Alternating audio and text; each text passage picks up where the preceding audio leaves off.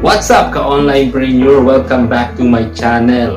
I'm back again for another video tutorial kung papaano gumawa ng YouTube thumbnail in high definition sa cellphone mo. Okay? At makakatulong ito para mag-grow ang channel mo kung ikaw ay small YouTuber pa lang tulad ko. Alright? Kasi nasubukan ko na to at talagang maganda talaga siya. Okay? So, let's go!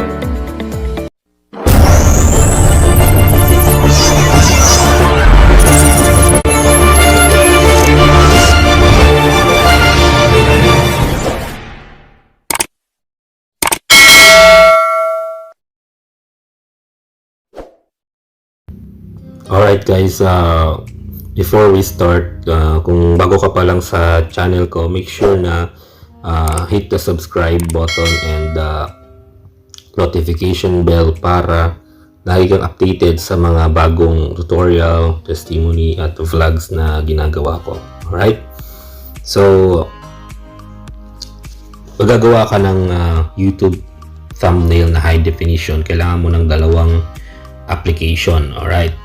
Da-download mo yung Pixellab at yung background eraser. Right. So, unang step is punta ka sa, i-download mo yung dalawa. Okay? Sa akin kasi na-download ko na. And then after yan, ay punta ka sa background eraser para gumawa ka ng picture mo. Okay? So, punta tayo sa background eraser.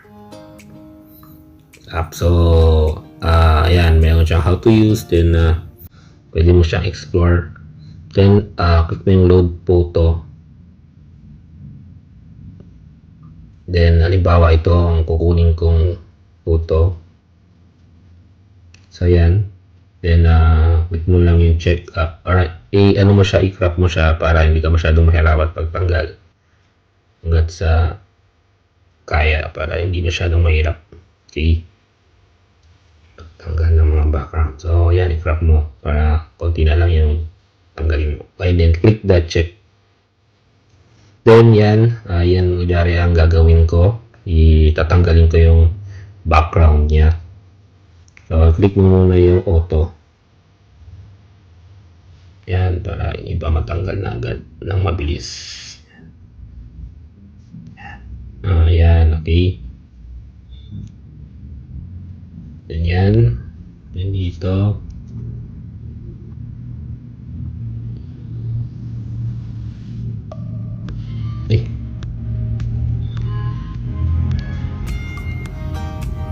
Then after nyan ay pumunta ka sa dito sa Magic para linisin yung mga mali. Pag magkamali ka, click mo lang tong undo. Linisin mo lang siya, yung gilid niya. Ganyan siya, kanali lang mag-background erase yan.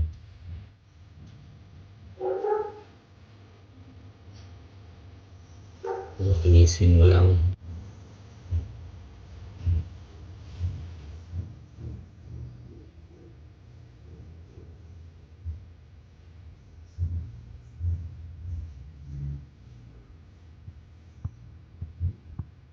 Kailangan malinis siya. Okay?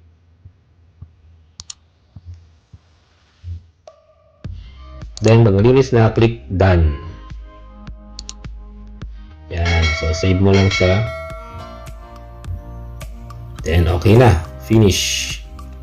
Finish. Alright, mayroong ads. So, antayin mo lang mawala yung ads na yan. Then, close. Then, after that, exit ka na. Tapos, punta ka ng Pixellab. Alright. Pixellab. Ito ka nang gagawa ng iyong YouTube thumbnail high definition. So, hanap ka muna ng background dito sa baba kung anong gusto mong background. So, for example, ito ang gusto ko. Ang gagawin mo is click mo yung tatlong dot sa taas, then image size.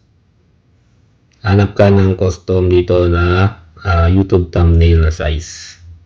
Okay, 16:9. Okay mo yan.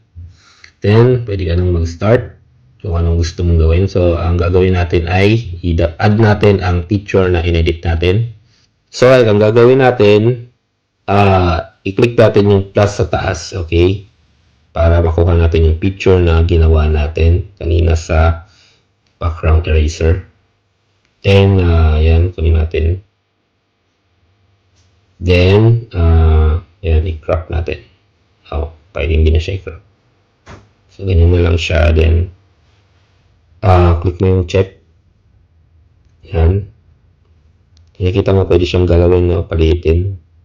So, palitin mo siya. Pwede.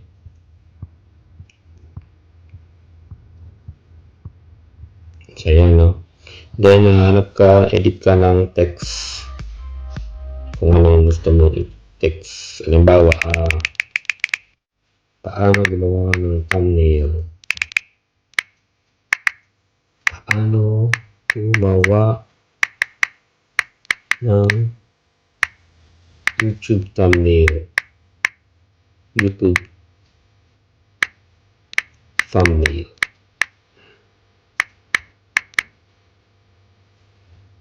So, yan, Ayan ang ibang niya. So, may mga iba-ibang layer siya. Pwede mong pagundahin yung styles. Bawa ito. Click mo yung styles. Then, browse. So, pili ka dyan kung anong gusto mo. Halimbawa, ito sa baba ang piliin ko. Yan. Iyan mo lang siya. Pag-iitin mo. Make sure na maingat ka lang sa pag-ano para hindi gumalaw-galaw. Gumalaw siya. Yan, paagawa ng YouTube thumbnail. Or, pwedeng hindi mo na siya galawin. Dito ka na lang sa size. Ayan. Pwede mo palakihin, galawin. Yan.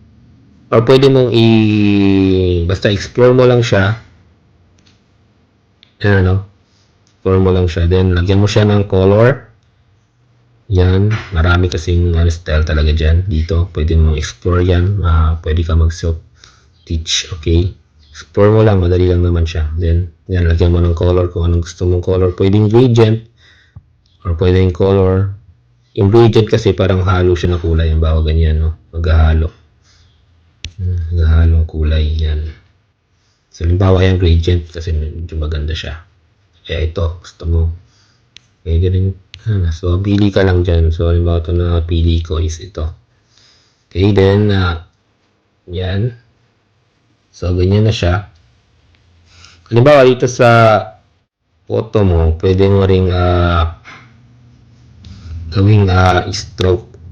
Pagandahin mo yung, lagyan mo ng ng stroke mo siya. Then, enable mo yan. Then, lagyan mo ng kulay. Pwedeng lumaki yan. Lagyan mo ng ganyan. Pwede yan eh.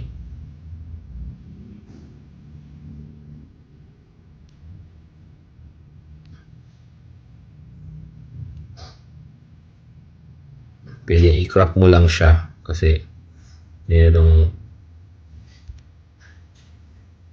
pangit na lumalabas eh.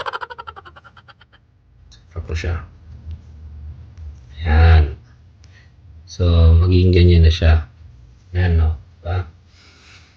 So, marami pa siyang, marami siyang pwedeng gawin, no? Pwede mo gawing 3D to. Itong, niya, pwede mong gawing 3D. So, halimbawa, hanapin mo dito, 3D. Magiging, enable mo lang, yan na yung 3D siya. Yan, yun, diba? Pwede mo yung gawing rotate. Yan, pwede rotate yan. Kami pwedeng gawin. So, marami kang pwedeng gawin dyan. Explore mo lang siya. At napakadali lang yung sa Pixel Lab. Okay, kung yan ang gusto mo na, halimbawa, save mo na siya para maging high definition siya kasi hindi pa yan high definition. So, i-click mo yung itong sa taas. Then, save as image. Then, after nyan ay click mo yung quality. Dapat ang quality niya is nasa very high. Yan, very high definition. Then, save mo sa gallery. Save to gallery. Yan, antayin mo lang mag-render image. So, nag-rendering siya. Then, yan na, nakasave na yan sa ano mo, gallery mo, ano, na high definition. Importante na high definition yung YouTube thumbnail mo para mag-excel siya. Kasi sa dinami-dami ng mga nag-YouTube ngayon, syempre, mamimili yung mga tao, dapat outstanding yung photo mo para maraming mag-click at maraming mag-view or manood. Okay? So, that's it for today video tutorial. See you on my next video and hopefully may natutunan ka sa video tutorial na ito at nakatulong sa iyo. Okay? Thank you and God bless.